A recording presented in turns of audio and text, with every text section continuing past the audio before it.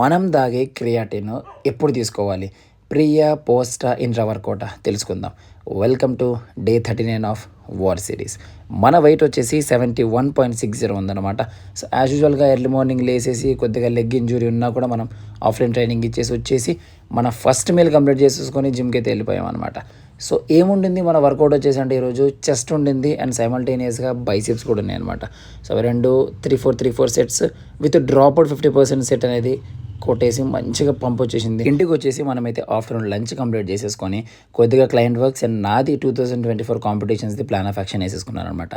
అది అయిపోయిన తర్వాత రెస్ట్ తీసుకొని కొద్దిగా ఈవినింగ్ వేరే వర్క్స్ కంప్లీట్ చేసేసుకొని నైట్ డిన్నర్ కూడా కొట్టేసేసుకున్నాం. క్రియాటిన్ అనేది మనం పోస్ట్ వర్కౌట్గా తీసుకోవడం వల్ల స్ట్రెంత్ కానీ మజిల్ గ్రోత్ కానీ రికవరీ కానీ చాలా బాగుంటుంది. And best form of creatine ఏంటిదంటే క్రియాటిన్ మోనోహైడ్రేట్ అనమాట. అది ఎప్పుడు తీసుకోవాలంటే పోస్ట్ వర్కౌట్లో తీసుకోవాలి. నేను వాడేది వచ్చేసి వెల్కోర్ వాళ్ళ క్రియాటిన్ అనమాట.